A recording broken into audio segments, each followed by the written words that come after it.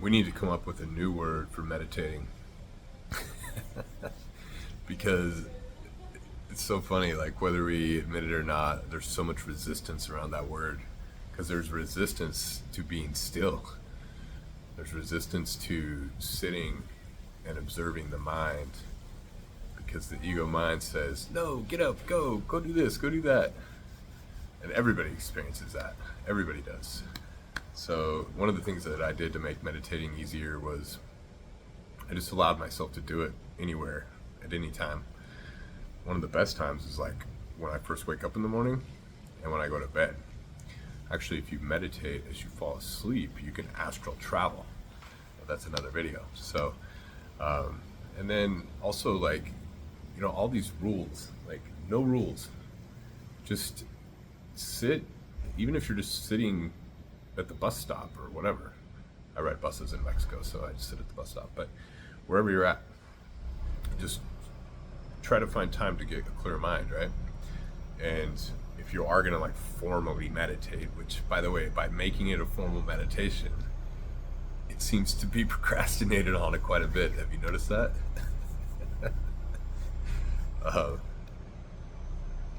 So yeah, you make it formal, like, oh, okay, I gotta sit Indian style, I gotta have a straight spine, I gotta make sure all the room's right, and I gotta light my candle, I gotta turn on my Zen music.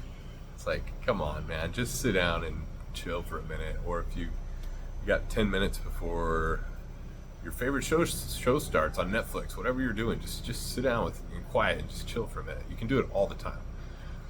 But what I want to make this video about was the two different types of meditation that I have noticed.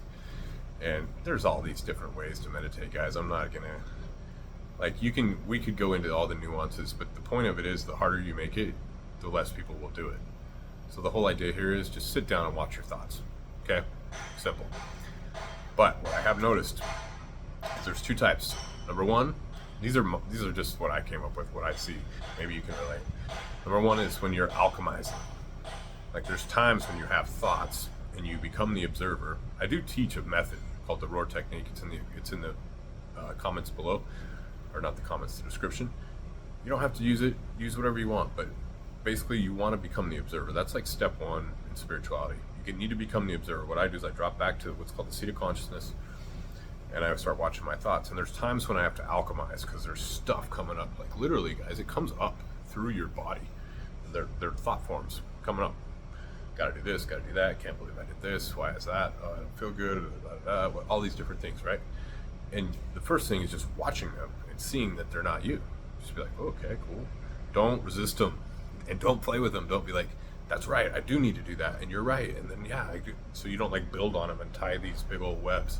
Just sit there and watch them and be like, okay, not this, not that. Just let them go. My point is in the first type of meditation that I'm referring to, it's alchemy, because you're basically alchemizing all the energy that's coming up. And you'll find that you have to do that a lot in the beginning. Like it's just like da da da da da da da da da da. And there's, like just the tips I just gave you. Just watch it, don't get involved with it, just let it come up. It's basically like you're sitting back here and you're shining a flashlight forward onto your thoughts and you're alchemizing them. Like the light burns the darkness out. And you hear, sometimes it's funny, like you'll hear the first of a sentence, like, I want, she said. And then like it just gets burnt off right as soon as you look at it. When you get better at it, I don't know. That's what happens for me. Like I can see these little things starting to come up. Other times you'll see the whole thought and you'll just be like, what the hell? It's fine, just don't judge it, don't resist it. So that's like the alchemy version. And there's times when your mind is really busy, like the further you go through the day, the more times you get triggered, whether you even realize you're being triggered, but different scenarios happen to you, they're triggering you, and they're hitting all your traumas, and then you've got all these things on your mind, like, why did this happen? What is this for? What am I gonna do about this? How am I gonna handle that? Forgot to do this, gotta call that person back. Like, that's when all this energy is moving up, right? So it's always good to do it when you're more chill, in the evenings or in the morning. But you can do it anytime. And sometimes it's the best time to meditate when you need to alchemize stuff. Like today, for example, I went through some stuff that like had me like in my head a lot, and I was like, okay. And then it's so funny because when you get in your head, you forget that you're a freaking master and that you can alchemize this shit. You can alchemize your thoughts, man. And you can just sit down, and I forget about it, and then I'm like, okay, just go sit down. So today I'd sit and just do alchemy. So I just sat there and watched these thoughts as they just burnt off. That's basically a roar, by the way. That's what the roar technique teaches you. And they burn off. So that's the alchemy, and then that clears everything out. And then pretty soon you get clear, and then you get into the really cool stuff, like the second type, which is like true meditation, where your mind is actually clear. And it takes a while, so don't be frustrated if you can't get it in the beginning. And then it comes and goes too. Like there's sometimes when it's there, like a lot of times maybe in the morning it's going to be there for you right away. Other times it's not going to be there for like 3 weeks, and you're like, screw this, man, I can't do this anymore. But that's when you really have to alchemize more, right? So then it gets clear and clean.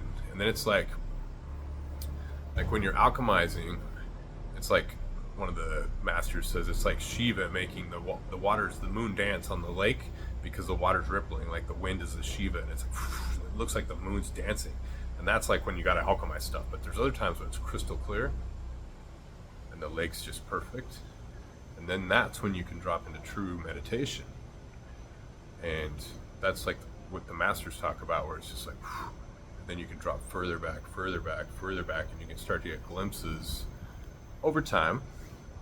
You don't want to have any goals, but you start to get glimpses of the absolute, and you start to see and feel some really beautiful feelings. So that's basically what I want to make the video about. When you're feeling like you're going through a bunch of stuff, sit down, do a roar, do the alchemy meditation I just described. It's the same thing. You want more details, check out the roar. You don't have to use that. If you know how to do it already, just sit down, learn to observe your thoughts, and just let that shit come out of you. It isn't you. That's the main thing I want you to take away too, is that those thoughts aren't you. And when you figure that out, you can start to see like how there's all these reactions in the world that are making you just think stuff. And that is the ego mind. That is the matrix. And that is what you have to, I hate saying that, but just overcome it. Overcome it. It's not real. It's not the truth. And it is the cause of suffering. So 2 types of meditation, alchemy and then true meditation. So sometimes we got to sit down and alchemize for, I had to do it for like a year and a half. But I had good moments in there too. Like you'll have moments where you're like, you just constantly, more stuff keeps coming up. But that's good because you can feel it, and you can feel it releasing. And you can tell you're making progress. I mean, your ego mind will question you, and it'll be like, what are you doing? This doesn't work. And then you'll feel better, and then 3 weeks later you'll be like, I feel worse. Like, what am I doing? You know, and then, but if you have the knowingness, or you can trust me. If you want to trust me, you can, or trust the, go read the right. Don't read any modern authors. Read the old school, the true masters, right? Read that stuff. They'll tell you the same thing. All right, construction's starting here, so hope you enjoyed it. Know thyself and be free.